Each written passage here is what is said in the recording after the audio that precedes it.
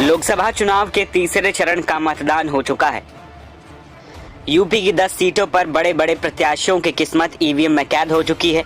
चर्चा voting percentage को लेकर चल रही थी। इसी बीच मायावती के एक फैसले ने यूपी की सियासत में हड़कंप मचा दिया है। दरअसल बीते दिनों मायावती ने अपने भतीजे को पार्टी का उत्तराधिकारी घोषित कर दिया था, लेकिन मंगलवार को अचानक से मायावती ने उन्हें अपरिपक्व कहते हुए नेशनल कोऑर्डिनेटर और पार्टी के उत्तराधिकारी के पद से हटा दिया। वहीं इसके बाद बसपा आकाश आनंद और मायावती पर जमकर बयानबाजी हो रही है। इसी कड़ी में अब सपा मुखिया अखिलेश यादव ने भी इस फैसले पर अपनी प्रतिक्रिया दी है। बहुजन समाज पार्टी की मुखिया और यूपी की पूर्व सीएम मायावती के फैसले पर टिप्पणी करते हुए अखिलेश यादव ने एक लंबा चौड़ा पोस्ट किया। अखिलेश यादव एक्स पर लिखते हुए कहते हैं, बसपा ने अपने संगठन में बड़े बदलाव का जो भी कदम उठाया है वो उनकी पार्टी का आंतरिक विषय है। दरअसल इसके पीछे असली कारण ये है कि बसपा की एक भी सीट आती हुई नहीं दिख रही थी, क्योंकि बसपा के अधिकांश परंपरागत समर्थक भी इस बार संविधान और आरक्षण को बचाने के लिए इंडिया गठबंधन को ही वोट दे रहे हैं।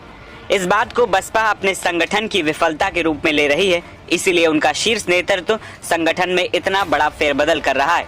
लेकिन अब बाजी बसपा के हाथ से निकल चुकी है।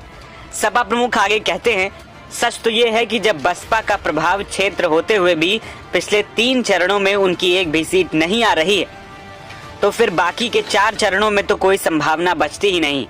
ऐसे में हम सभी वोटरों से अपील करते हैं कि आप अपना वोट खराब ना करें और जो बाबा साहब भीमराव अंबेडकर जी के संविधान को बचाने के लिए सामने से लड़ रहे हैं, इंडिया गठबंधन के उन प्रत्याशियों को वोट देकर जिताएं और संविधान के संग आरक्षण भी बचाएं। यूपी के पूर्व सीएम ने लिखा कि इसलिए आग्रह है कि संविधान, आरक्षण और अपना मान सम्मान बचाना है तो अपना वोट सपा को दें या जहां इंडिया गठबंधन का प्रत्याशी हो वहां डालकर संविधान और आरक्षण विरोधी भाजपा को हराएं।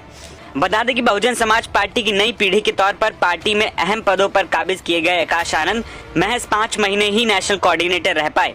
आकाश को बीते वर्ष दिसंबर में लखनऊ में हुए पदाधिकारियों के सम्मेलन में मायावती ने अपना उत्तराधिकारी घोषित किया था। बता दें कि आकाश आनंद ने सीतापुर में जनसभा के दौरान भाजपा नेताओं की तुलना आतंकवादी से कर दी थी, साथ ही उन्हें जूते से मारने की बात भी कही थी। आकाश आनंद के इस भड़काऊ भाषण के बाद उनके खिलाफ मुकदमा दर्ज हुआ था, जिसमें पार्टी के 3 प्रत्याशियों को भी नामजद किया गया था। इसी के बाद आकाश आनंद की रैलियों पर रोक भी लगा दी गई थी। वहीं अब मायावती ने बड़ा फैसला लेते हुए आकाश आनंद को नेशनल कोऑर्डिनेटर के पद से निष्कासित कर दिया है।